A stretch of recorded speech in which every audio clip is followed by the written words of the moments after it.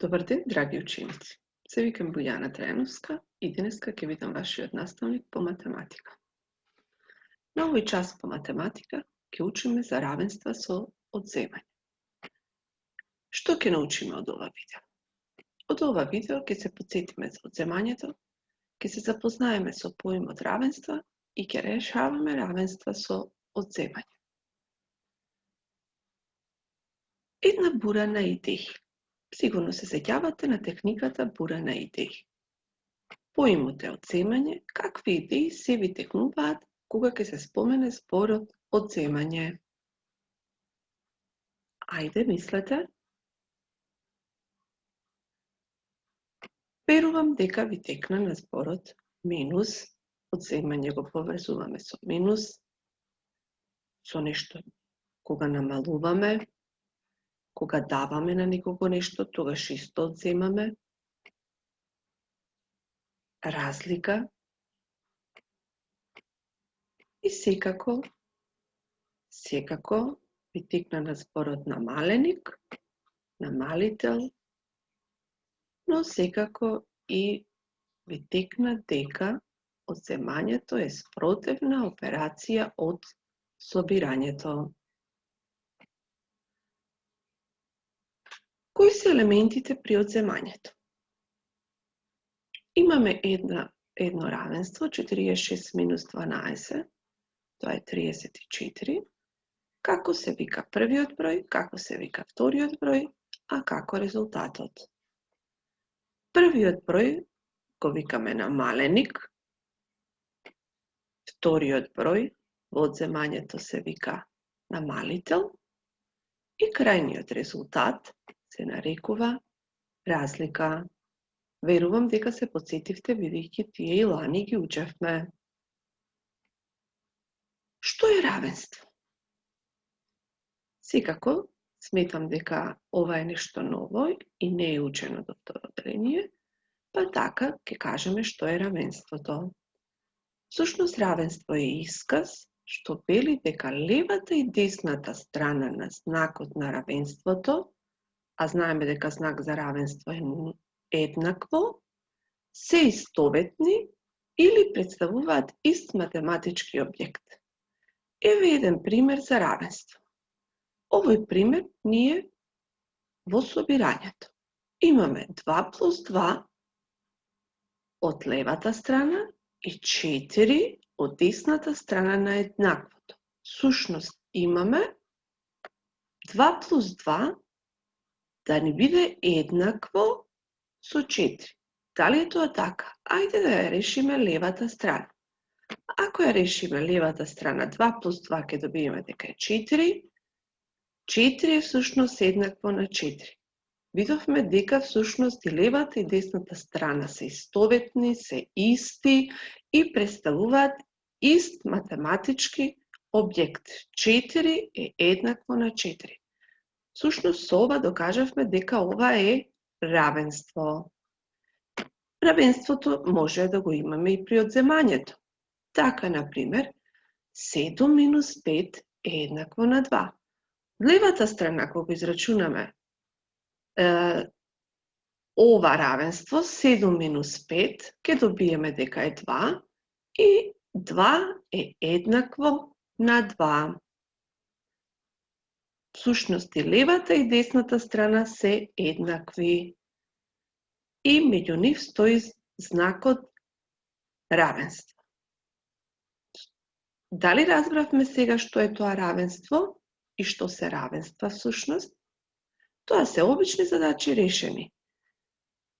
Или со собирање, или со одземање. И меѓу нив да стои секогаш знакот еднакво, меѓутоа треба да ни бидат точно решени задачите.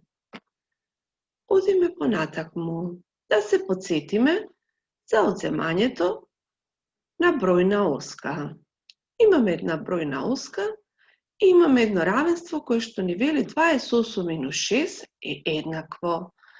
Ова се уште немаме разлика, па да ја откриеме разликата. Најпрви на бројна оска ќе го означиме бројот 28. Кога одземаме, секогаш се враќаме наназад на бројната оска. За колку чекори ќе вратиме назад? Ќе вратиме за 6 чекори. 1 чекор, 2 чекори, 3 чекори, 4 чекори, 5 чекори, 6 чекори и кога добивме бројот 22, всушност ја добивме разликата на ова равенство, а тоа е бројот 22. Значи, кога одземаме, се враќаме наназад на бројната оска. Овде во овој слайд ќе објасниме како се одредува непознат намаленик, односно ќе објасниме како ќе откриеме кој број стои во ова празно квадратче. Имаме празно квадратче, минус 3 е еднакво на 5. Еве имаме еден пример. Имаме една кутија, кутијата ни е затворена. Во неја има моливчиња. Ние не знаеме колку моливчиња има во оваа кутија. Меѓутоа знаеме дека Сара земала 3. Еве ги 3 моливчиња што ги зема Сара. Знаеме и дека во кутијата сега ќе ни останат 5. Ајде да видиме колку има во кутијата. Еве, во кутијата има 5. Колку моливчиња биле на самиот почеток? Што мислите, како ќе откриеме колку моливчиња биле на почеток?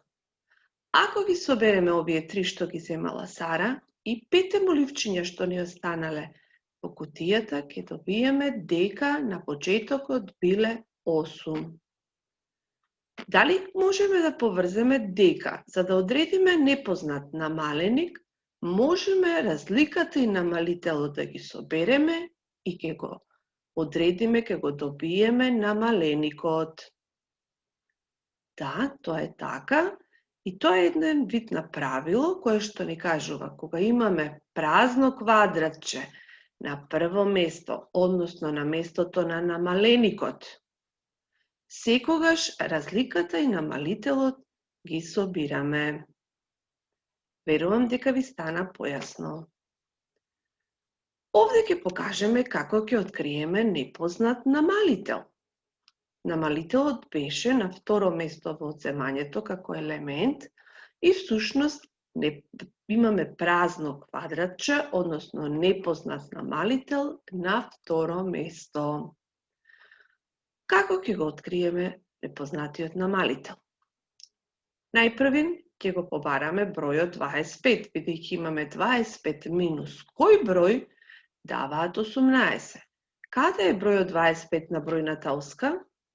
Еве го заокружив, внимателно гледајте на бројната оска. 25. Што друго знаеме? Знаеме дека разликата е 18.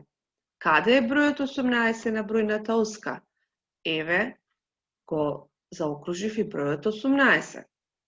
Сега ќе изброиме колку броеви, односно колку чекори има од 25 до 18. Ајде да броиме. 1 број наназад враќаме, 2 броја наназад, 3 броја, 4 броја, 5 броја, 6 броја, 7 броја. Сушност 25 минус 7 даваат разлика 18. Тука намалителот ни е бројот 7. Да продолжиме понатака. Имаме одземање со табела стотка. Што значи одземањето кај табела стотка? Ако одземаме само со единици, тогаш се движиме на табелата стотка од десно кон лево. Така имаме 9 минус 1 е 8, 8 минус 1 е 7, 7 минус 1 е 6 и така натака и така натака. Значи, кај единиците се движиме налево. Додека ако одземаме со десетки, кај десетките се движиме од долу нагоре. Така имаме 78 минус 10 е 68, 68 минус 10 е 58, 58. минус 10 е 48 и така натака и така натака. Овде имам еден пример кој што вели 64 минус 13 и сега треба да откриеме колку е разликата. Ајде да го пронајдеме бројот 64, односно да го пронајдеме намаленикот на табела стотка. Еве го 64, го заокруживме. Како ќе одземеме? Најпрвин да го разложиме бројот 13. Бројот 13 ќе го разложиме на една десетка и 3 единици. Во една десетка има всушност 10 и 3 единици еднакво на 3. Најпрвим одиме една десетка или за 10, одиме од долу нагоре.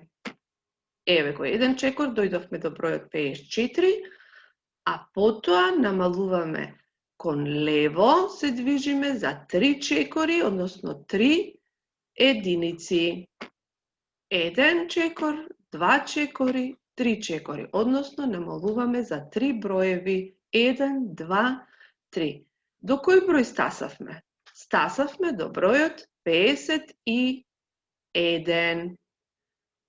Тоа значи дека 64 минус 13 е еднакво на 51. Дали разбравте како одземаме на табела стотка? Добро, еве ќе прешиме уште еден пример каде што имаме премин при одземањето. Имаме задача 75 минус 37. Намалителот се разложува на 3 десетки и 7 единици. Односно, во 3 десетки имаме 30, плюс 7 единици имаме 7, доаѓаме до бројот 37. Ајде да го пронајдеме бројот 75 на табела стотка. Еве го бројот 75 на табела стотка. Најпрвин се движиме 3 чекори нагоре, односно за 3 десетки се движиме нагоре, затоа што кога одземаме десетки, одиме од долу нагоре. Стасуваме до 65, до 55, минус 10 е 55, минус 10 е 45. Значи 75 минус 30 е 45. Сега се движиме кон лево, уште 7 чекори. Ајде да се движиме 7 единици всушност. Една единица, 2 единици, 3 единици, 4 единици, 5 единици, стасуваме до бројот 40, 6 единици до 39 и 7 единици до бројот 38. Тоа значи дека бројот 75 минус 37 е еднакво на 38. Дали ви стана појасно? Верувам дека ви станало појасно, па затоа јас ви припремив неколку задачи. Овде видеото ќе го прекинете и ќе ги решите овие задачи. Првата колона е задачи се со обично одземање, а втората колона се задачи со непознат намаленик и непознат намалител. Пробајте да ги решите задачите. Ако сметате дека нешто не ви е јасно, вратете го видеото и погледајте го уште неколку пати. Така ќе ви стане појасно. Стопирајте и решавајте.